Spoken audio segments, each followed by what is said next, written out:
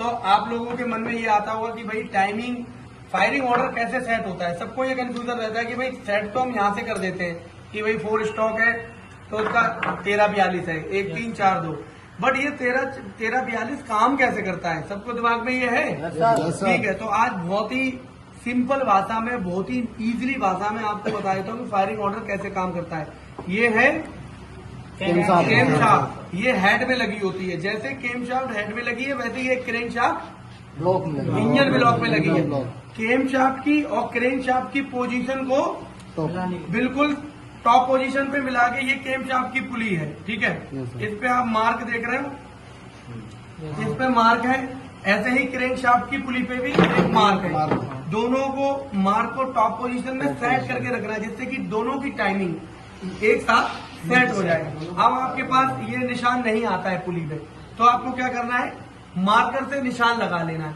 उसके बाद भी अगर आपको मार्कर से लगाना भूल जाते हो किसी कारणवश, तो फर्स्ट पिस्टन को टॉप पे रखना है। क्या रखना है, टॉप पे रखना है, और कैम शाफ्ट की पोजीशन को टॉप पे रखना है। तो दोनों को सेट करके टाइमिंग की बेल्ट मिला दो। हाँ, तो अभी वापस आते हैं कि भाई फायरिंग ऑर्डर वर्क कैसे करता है। पकड़ो इसको, एक लोग और पकड़ो। ये जो रॉकर आर्म है, ये हिस्सा इधर दिखाओ, ये हिस्सा यहाँ लगा होता है वॉल पे, ये वॉल है। ठीक है, ये हिस्सा इस तरीके से वॉल पे आ जाता है ऐसे करके। ठीक है, आ जाओ इधर। अब ये हिस्सा जो है वॉल पे चला जाता है। अब ये हिस्सा हमने यहाँ पे रखा, ये इस तरीके से हो जाते हैं। ठीक है, ये ऐसे हो गए। घुमाओ इसको। अब ये बस यही रोको। जब भी ये केम साहब का टॉप का हिस्सा ऊपर आएगा तो क्या होगा, ये नीचे को दबाएंगे। जब ये दबाएंगे तो बॉल नीचे खुलेगा, और बॉल खुलेगा तो सक्शन, मतलब सक्शन हुआ, फ्यूल और एयर अंदर गए। फिर ये बाल घुमाओ, ये फिर ऊपर आ गया। अब क्या बनेगा, नीचे लो, घुमाओ, कंप्रेशन। बस यही रोको, कंप्रेशन और पावर बन गया है, बट ये बंद है। Suction, compression, power. जैसी पावर बना, अब दूसरी तरफ कौन से खुल रहे हैं, एडजस्ट के, क्योंकि एक हिस्सा इंटेक का आ रहा है तो एक हिस्सा किधर जा रहा है, एडजस्ट का। तो ये बंद हो जाएगा। अब ये इस तरीके से जब ये एरिया जाएगा, घुमाओ और घुमाओ, घुमाओ घुमाओ, बस ये यहाँ आ जाएगा, ये यहाँ आ जाएगा।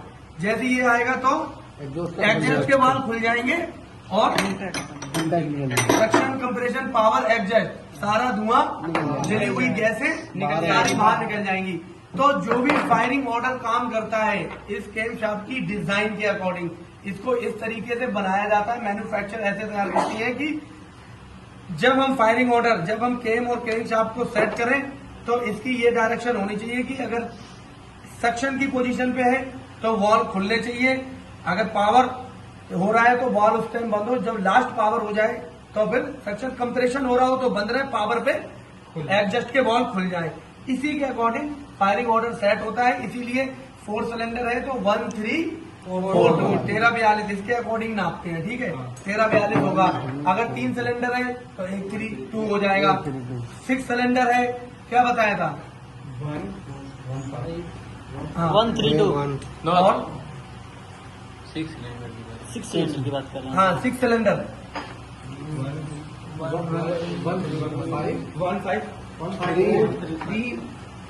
1 5 6 4 3 2। ठीक है, इस तरीके से पूरा एक सर्कल रहता है। 15,646। हाँ 15,646। हाँ, और जैसे जैसे आता जाएगा V8 आ गया, V10 हो गया, तो वो मैन्युफैक्चरिंग अपने अकॉर्डिंगली फायरिंग ऑर्डर सेट करता है।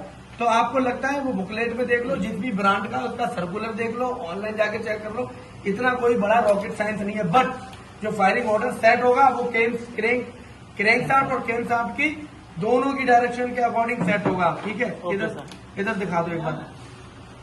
ये रॉकर आर्म है, इसका ही काम होता है केम शाफ्ट के साथ मिलके मूवमेंट कराना। रॉकर और ये रॉकर शिफ्टर है, कहाँ है इसकी, रॉकर शाफ्ट है ये। ठीक है, इसके अकॉर्डिंगली ये यहाँ पे मूवमेंट करता है। साथ में ये स्प्रिंग लगी होती है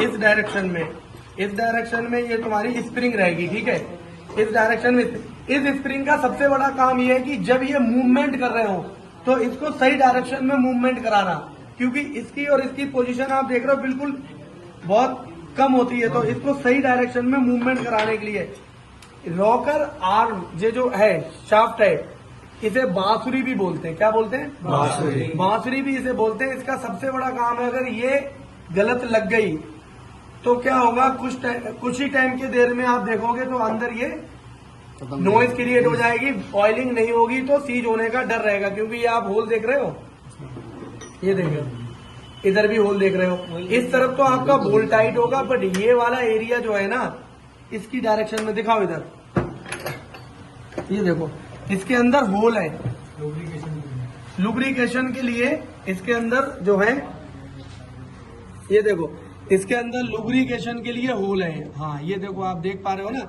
ये होल है।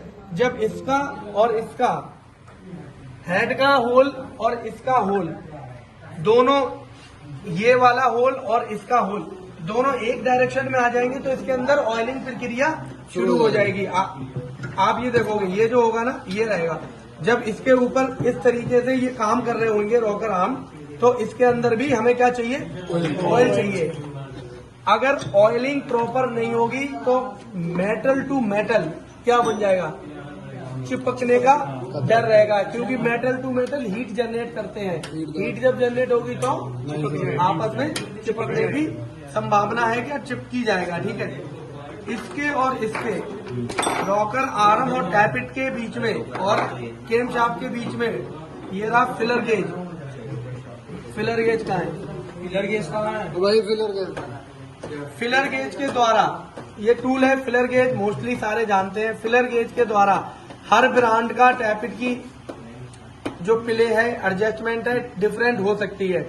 तो उसके अकॉर्डिंगली, जैसे सपोज करो हमने 0.6 mm ले लिया, तो 0.6 mm में 0.6 mm का हम ले लेंगे 0.06 mm। Where is the 0.06 mm? नहीं होगा पतला वाला, ठीक है। इस तरीके का होगा, देखो 0.06 mm है। तो ये जब भी आप इसका टैपिट मिलाएंगे, तो जब ये टाइट होगा इसके साथ, तो ये यहाँ पे आके इसको आपको फील होना चाहिए। इस एरिया को जब आप इसको मैच करेंगे, यहाँ पे एक बोल्ट रहता है, इसके ऊपर इसको जब इसका और इसका वॉल का और टैपिट का पूरा मेजर हो जाएगा गैप, तब आप यहाँ पे बोल्ट होता है उसको इसके साथ लॉक कर देंगे। ठीक है, ऐसा ही यहाँ पे इसका गैप मिलाएंगे, जब प्रॉपर हो जाएगा तो आपको लॉक कर देंगे। ठीक है, ये चीज आपको विशेष करके ध्यान रखनी है। इसमें और इसमें कितना गैप है? ठीक है, अब दूसरी तरफ बता देते हैं क्या क्या।